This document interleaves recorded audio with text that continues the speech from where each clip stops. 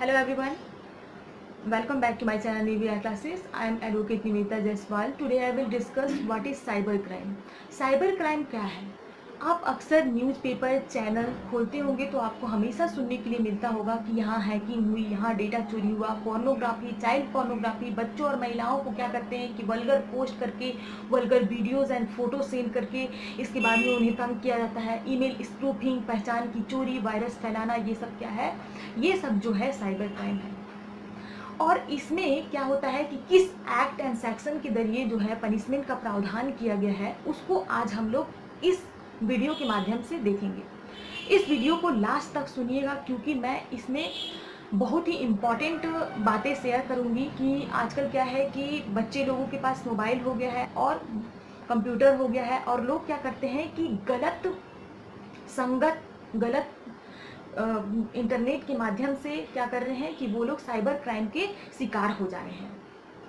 बच्चों से लेके बूढ़ों के पास मोबाइल है, बच्चों को समझ में नहीं आता है, क्या करते हैं कि वो लोग स्कूल के होमवर्क, स्कूल के जो क्लासेस हैं उसके लिए मोबाइल का यूज कर रहे हैं और उसी में क्या हो जाते हैं कि साइबर क्राइम के शिकार बन जाते हैं।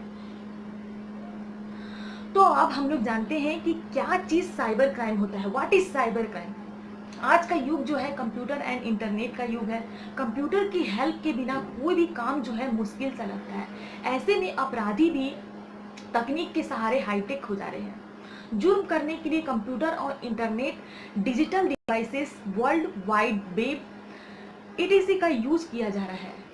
साइबर क्राइम जो है दुनिया भर में सुरक्षा एवं जांच एजेंसियों के लिए परेशानी का सबब बना है, क्योंकि किसी को समझ में नहीं आता है कि आखिर हैकिंग जो है कैसे कर लिया जा रहा है और ये जो है दुनिया भर के सुरक्षा एवं जांच एजेंसी के लिए परेशानी का सबब बना हुआ है। साइबर क्राइम को लेकर क्या क्या कानून है, तो मैं आपको बता दूं कि भारत में साइबर क्राइम के बढ़ते मामले को देखते हुए सरकार ऐसे मामलों में गंभीर है।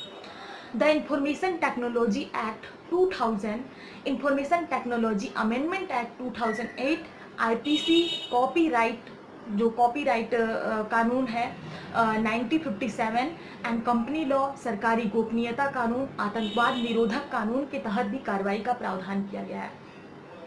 अब जैसे क्या है कि कोई भी व्यक्ति जो है साइबर क्राइम नहीं करता है लेकिन साइबर क्राइम में फंस जाता है, तो यहाँ पर क्या है कि जो आईटी जो एक्ट है 2011 के तहत निर्दोष लोगों को जो साजिश है उससे बचाने के लिए भी इंतजाम किया गया है। अब सबसे पहले हम लोग समझते हैं कि हैकिंग क्या होता है। एक बार मेरे साथ भी एक घटना हुई थी।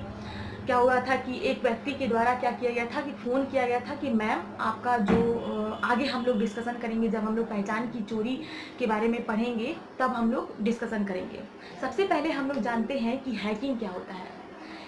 किसी कंप्यूटर डिवाइस, इंफॉर्मेशन सिस्टम या नेटवर्क में अनधिकृत रूप से घुसपैठ करना और डेटा को छेड़छाड़ करना ही हैकिंग कहलाता है। यह जो फिजिकल एक्सेस है और रिमोट एक्सेस के जरिए भी किया जा सकता है। जरूरी नहीं कि हैकिंग के दौरान जो है सिस्टम जो है आपके पास ही मौजूद हो। सिस्टम किसी दूसरे के पास मौजूद रहता है और वो अपने सिस्टम से क्या करता है कि आपके सिस्टम को नुकसान पहुंचाता है। बट घुसपैठ करना जो है साइबर क्राइम के तहत आता है। इसके तहत जो है क्या क्या पनिशमेंट का प्रावधान किया गया है हम लोग जानते हैं। इंफॉर्मेशन टेक्नोलॉजी अमेंडमेंट एक्ट 2008 के सेक्शन 43A एंड 66 के तहत एंड आईपीसी के सेक्शन 379 एंड सेक्शन 406 के तहत 3 ईयर की जेल एंड 5 लाख का फाइन का प्रावधान किया गया है। अगर आप किसी भी कंप्यूटर या लैपटॉप के अंतर्गत आप हैकिंग करते हैं तो आपको जो है आईपीसी के तहत भी सज़ा का प्रावधान किया गया है एंड आईटी एक्ट के अंतर्गत भी सज़ा का प्रावधान किया गया है। अब यहाँ पर सेकेंड पॉइंट पर हम लोग डिस्कशन करते हैं कि अगर हम किसी के जानकारी या फिर डेटा चोरी करते हैं, जैसे कि फॉर एग्जांपल किसी व्यक्ति हो गया या फिर किसी संस्थान हो गया या फिर संगठन हो गया, एडीसी के सिस्टम पे क्या करते हैं कि किसी भी निजी या गोपनीय डेटा या सूचनाओं की चोरी करना ही साइबर क्राइम कहलाता है। अगर आप किसी संगठन, संस्था या फिर आप जो है किसी व्यक्ति के अंदरूनी डेटा को इजाज़त के बिना नाजायज रूप से दुरुपयोग करते हैं तो इंफॉर्मेशन टेक्नोलॉजी अमेंडमेंट एक्ट 2008 के section 43 B and section 66 E and section जो है 67 सी, ये आपका इंफॉर्मेशन टेक्नोलॉजी अमेंडमेंट एक्ट 2008 लगेगा। एंड आईपीसी के अंतर्गत आपका सेक्शन लगेगा 379, 405 एंड 420 एंड कॉपीराइट कानून के तहत आपको 3 ईयर की जेल एंड 2 लाख का फाइन का प्रावधान किया गया है। इसे आप नोट आउट करते जाएंगे, क्योंकि अगर आप एक जनरल पर्सन है या फिर लॉ के स्टूडेंट है, ये बहुत ही इंपॉर्टेंट है। आगे हम लोग पोर्नोग्राफी हो गई, चाइल्ड पोर्नोग्राफी एंड बच्चों महिलाओं को तंग करते हैं और ये मामला अगर कोर्ट में जाता है, पुलिस में जाता है, तो आपको जो है उम्र कैद की सज़ा तक से हो सकती है। इसलिए इस वीडियो को जो है लास्ट तक देखेंगे, क्योंकि मैं बहुत ही इम्पॉर्टेंट इंफॉर्मेशन दे रही हूँ। अब यहाँ पर थर्ड पॉइंट डिस्कशन करते हैं कि साइबर क्राइम के तहत और क्या क्या चीज़ें होती है। वायरस एंड स्पाईवेयर फैलाना। अक्सर कंप्यूटर में आए वायरस और स्पाईवेयर को हम लोग ध्यान नहीं देते हैं, बट क्या होती है कि सिस्टम से होते हुए ये वायरस जो है दूसरों के सिस्टम में पहुंच जाते हैं और इससे हैकिंग, डाउनलोड, कंपनी के अंदरूनी network, wifi connection and flash drive, CD drive के जरिए पहुंचकर बड़ा नुकसान करते हैं। और इसमें क्या आपको सेक्शन के तहत पनिशमेंट का प्रावधान किया जाएगा।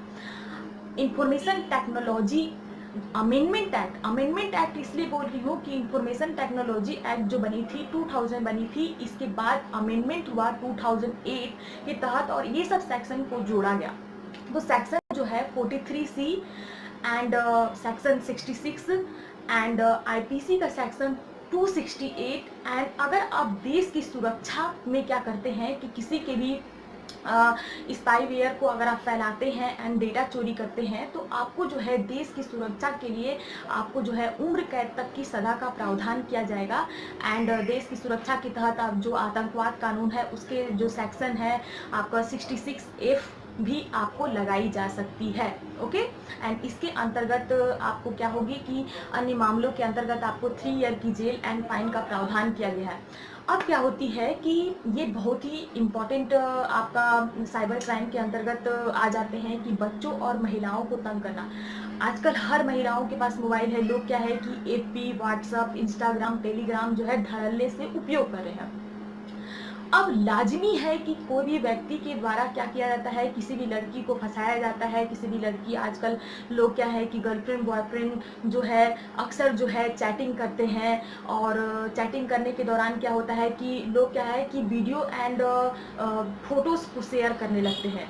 अब क्या है कि फोटोज़ एंड वीडियो शेयर करने पर क्या होती है कि ये सब एमएमएस बना दिया जाता है और इंटरनेट में वायरल कर दिया जाता है। आज के दौर में जो आपका आज के दौर में ये सब इंटरनेट खूब चल रहा है। साइबर सिक्योरिटी हो गए हैं। साइबर सिक्योरिटी के तहत जो इंटरनेट का युग चल रहा है, इसके अंतर्गत जो साइबर सिक्योरिटी क्या करेगा, सिक्योरिटी के अंतर्गत भी लोग क्या करते हैं कि ईमेल एंड चैट से अक्सर बच्चों और महिलाओं को क्या किया जाता है कि तंग किया जा रहा है। जैसे कि अश्लील फोटो शेयर कर देना, वल्गर पोस्ट डाल देना, या फिर उनको धमकाना, या फिर किसी तरह की मैसेज सेंड करना, बदनाम करने की कोशिश करना, नफरत फैलाना, उसके एमएमएस बना देना और इंटरनेट पर वायरल कर देना। अगर ये सब करते हैं तो इंफॉर्मेशन टेक्नोलॉजी अमेंडमेंट एक्ट 2009 के सेक्शन 66 के तहत आपको 3 ईयर की जेल एंड फाइन का प्रावधान किया गया है। ओके, तो इसीलिए अगर आप ऐसा करते हैं तो आप संभल जाए, क्योंकि अगर ये मामला कोर्ट एंड अगर पुलिस में जाता है तो आपको 3 ईयर की जेल भी हो सकती है। अब यहाँ पर चलते हैं, नेक्स्ट साइबर क्राइम का पॉइंट आ जाता है पोर्नोग्राफी। इंटरनेट के माध्यम से अश्लीलता का व्यापार जो है खूब फल फूल रहा है। ऐसे में फोटो, वीडियो, टेक्स्ट, ऑडियो जो अश्लीलता को दिखाती है, इस इलेक्ट्रॉनिक ढंग से सेंड करना या प्रकाशित करना या एमएमएस बनाना, किसी की मर्जी के खिलाफ अश्लीलता को दूसरों तक पहुंचाना, क्या होता है कि इसमें क्या पनिशमेंट दिया गया है। इसमें जो है पनिशमेंट जो है जो इंफॉर्मेशन टेक्नोलॉजी अमेंडमेंट एक्ट 2008 के सेक्शन जो है 67A आईपीसी का सेक्शन 292 एंड सेक्शन 293, सेक्शन 294, 500, 506, 509 के तहत पहली बार करने पर इसकी गंभीरता को देखा जाएगा कि आपने किस तरीके के गंभीर अपराध को किया है। अगर पहली बार करते हैं तो आपको 5 ईयर की जेल एंड फाइन का प्रावधान किया जाएगा। फाइन भी आपको 10,000 20,000 का फाइन नहीं देना है, 10 लाख का फाइन लिया जाएगा, 10 लाख।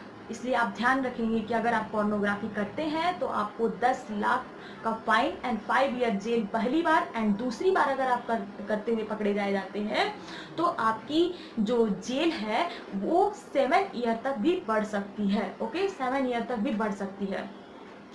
अब यहाँ पर चलते हैं कि यहाँ पर पोर्नोग्राफी तो हो गई 18 ईयर से एबव जो क्या कर रहे हैं कि आजकल बच्चे हैं, चाहे बूढ़े हैं, चाहे महिलाएं हैं, ये सब अगर करते हुए पाए जाते हैं तो आपको मैंने पनिशमेंट आपको बता चुकी हूँ क्या पनिशमेंट है। एंड एक और बात मैं आपसे शेयर कर देना चाहती हूँ कि मेरे कमेंट में वल्गर, इस पोस्ट के बाद वल्गर कोई भी कमेंट नहीं होना चाहिए, नहीं तो मैं सीधे आपके जो कमेंट है उसको रिपोर्ट कर दूंगी। और रिपोर्ट करने पर क्या होगा कि आपका जो आप जो है कभी जिंदगी में कभी यूट्यूब नहीं चला सकेंगे, एंड क्या होगा कि आप जो है सीधे आपका कंप्लेंट फाइल जो है पुलिस में हो जाएगा, कोर्ट में हो जाएगा। इसलिए मेरे जो पोस्ट है या मेरे जो वीडियो है उसमें अश्लील कमेंट या फिर ऐसी कोई भी भद्दी कमेंट नहीं होनी चाहिए। अब यहाँ पर चलते हैं कि चाइल्ड पोर्नोग्राफी क्या होती है। 18 ईयर से कम उम्र के बच्चों को सेक्सुअल एक्ट में शामिल करना। सेक्सुअल एक्ट में शामिल करना, बच्चों से अश्लीलता करवाकर इसके बाद में रिकॉर्ड करना, एमएमएस बनाना, ईटीसी। ऐसे मामलों में क्या होगा कि इंफॉर्मेशन टेक्नोलॉजी अमेंडमेंट एक्ट 2009 का सेक्शन 67B, आईपीसी के सेक्शन 292, 293, 294, 500, 506 एंड 507 सबसे पहले अगर करते हैं, मीन्स कि पहली बार अगर आप अपराध करते हैं चाइल्ड पोर्नोग्राफी का, या फिर आप कर रहे हैं या फिर आप किसी बच्चों से अगर करवा रहे हैं, मीन्स कि सेक्सुअल एक्ट में शामिल करके और इसके बाद में कुछ भी चीज रिकॉर्ड कर रहे हैं या एमएमएस बना रहे हैं, तो पहली बार अगर आप करते हैं तो 5 ईयर की जेल एंड आपको 10 लाख का फाइन का प्रावधान है। अगर आप दूसरी बार करते हैं तो आपके जो पनिशमेंट है उसको 7 ईयर तक बढ़ाया जा सकता है। और आगे हम लोग डिस्कशन करते हैं कि जिस प्रकार बैंक में क्या होती है कि बैंक से सारे जो रुपए पैसे जो है गबन कर लिए जाते हैं, मीन्स की निकासी कर लिया जाता है, निकाल लिया जाता है। और अक्सर आप पेपर खोलते होंगे तो आपको दिखता होगा कि यहाँ पर इस व्यक्ति के अकाउंट से 18 लाख रुपए निकल गए, इस व्यक्ति के अकाउंट से 5 लाख रुपए निकल गए। कैसे ये शामिल कैसे किया जाता है, आगे हम लोग, ये भी साइबर क्राइम के अंतर्गत आता है, आगे हम लोग डिस्कशन करेंगे। साइबर क्राइम का नेक्स्ट पॉइंट है पहचान की चोरी।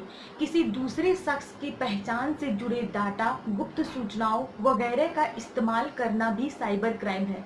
यदि कोई इंसान दूसरे के क्रेडिट कार्ड नंबर, यहाँ पर एक पॉइंट आता है, credit card number, passport number, Aadhaar card number, digital ID, e commerce transaction password, electronic signature का इस्तेमाल करके शॉपिंग या पैसे को निकालता है तो वह अपराध में शामिल हो जाता है। जब आप किसी दूसरे शख्स के नाम पर उसकी पहचान का उपयोग करते हैं, गलत तरीके से उपयोग करते हैं, तो ये जुर्म हो जाएगा। यहाँ पर एक मैं खुद की घटना सुनाती हूँ कि क्या हुआ था कि कुछ दिन पहले क्या हुआ था कि एक व्यक्ति के द्वारा मेरे मोबाइल में फ़ोन आया और उसने कहा कि मैम आपने जो बैंक में अकाउंट खोला है उसमें क्या हुआ था कि आपकी जो पासवर्ड जो है चेंज हो चुका है, आप अपना जो क्रेडिट कार्ड नंबर है और मुझे बताइए, इसके बाद आपके मोबाइल में ओटीपी जाएगा और आप मुझे बताइएगा। और मैं क्या थी कि उस समय मैं कंफ्यूज हो गई कि हो सकता है कि पासवर्ड चेंज हो गया होगा। ऐसे करके आपको बुद्धू बनाया जाता है, आपको साजिश में शामिल कर दिया जाता है। इसलिए मैं अपनी घटना शेयर कर रही हूँ ताकि आप जो है कभी भी इस साइबर क्राइम के शिकार ना बने। तो क्या हुआ था कि मैंने क्या किया कि मैं भी बेवकूफ़, मैंने क्या की कि मैंने जो है क्रेडिट कार्ड नंबर जो है दे दिया और इसके बाद में वो क्या कहने लगा कि मैम आपके मोबाइल में मैसेज जाएगा, ओटीपी जाएगा, आप मुझे बताइएगा। मेरे दिमाग में क्वेश्चन आया कि मैं अपना अकाउंट, दूसरे लोग मेरा ओटीपी कैसे चेंज कर सकते हो, दूसरे लोग मेरा कैसे पासवर्ड चेंज कर सकते हैं। इसीलिए मैंने उसको क्या की कि ओटीपी नहीं दी।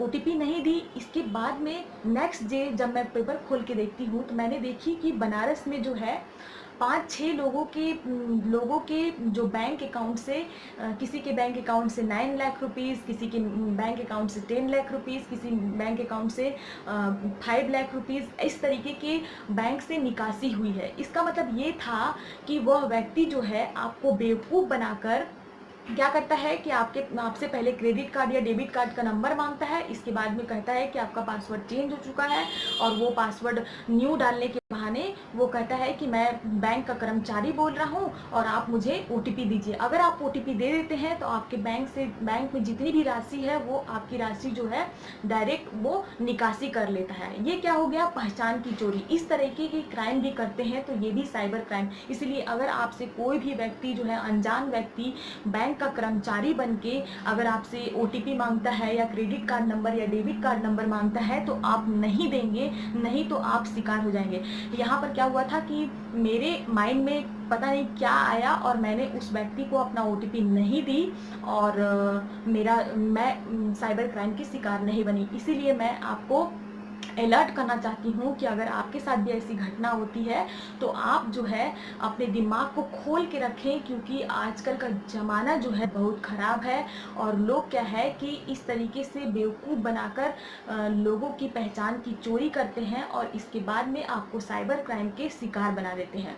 अब यहाँ पर इसके अगर आप ऐसा करते हैं और अगर आप पकड़े जाते हैं तो यहाँ पर आपको लगेगा इंफॉर्मेशन टेक्नोलॉजी अमेंडमेंट एक्ट 2008 का section 43, section 66C and IPC का सेक्शन 419 लगाया जाएगा, एंड आपको 3 ईयर की जेल एंड 1 लाख रुपीज़ फाइन लगाई जाएगी।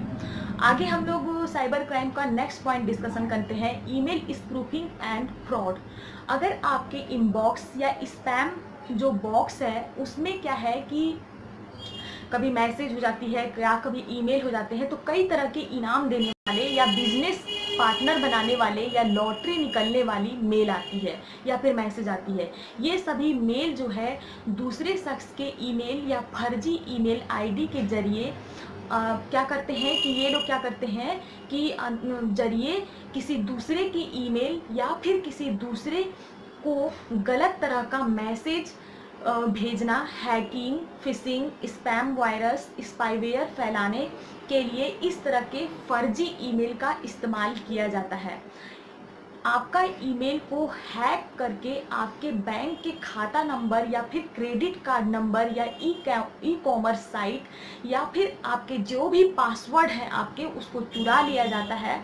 अगर आपके इनबॉक्स में या फिर ईमेल में इस तरीके के मैसेज आते हैं तो आपको अलर्ट हो जाना है कि उस लिंक या उस मैसेज पे क्लिक नहीं करना है, नहीं तो आपका जो मोबाइल है या फिर कंप्यूटर है या लैपटॉप है वो हैक हो जाएगा और आपकी जितने भी आपके जो पासवर्ड हैं वो आप उस जो हैकर है उसको दिख जाएगा, जो ईमेल स्पूफिंग कर रहा है एंड फ्रॉड कर रहा है उसको दिख जाएगा और आपके अकाउंट से जितने भी पैसे हैं वो निकासी कर लिए जाएंगे।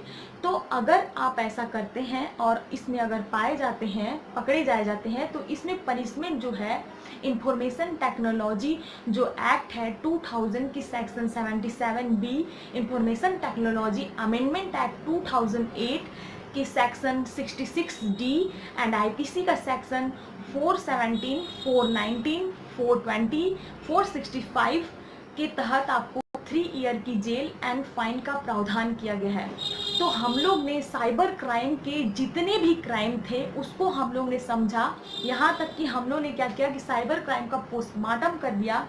उसके अंतर्गत जो भी क्राइम है, जो भी पनिशमेंट लगाया गया है वो भी मैंने डिस्कशन कर दी। एंड आप मुझे बताएंगे कि मेरी वीडियो जो है कैसी बनी है। And don't forget to subscribe my channel. Till then bye bye, thank you. And next topic आप क्या डिस्कशन करना चाहते हैं आप मुझे कमेंट बॉक्स में कमेंट करके बताएंगे कि हाँ मैम मुझे इस टॉपिक में समझ में नहीं आ रहा है, तो मैं ऑफकोर्स आपके जो कमेंट है उसको पढ़ती हूँ और नेक्स्ट वीडियो में वही डिस्कशन करने की कोशिश करूँगी। Till then bye bye, thank you.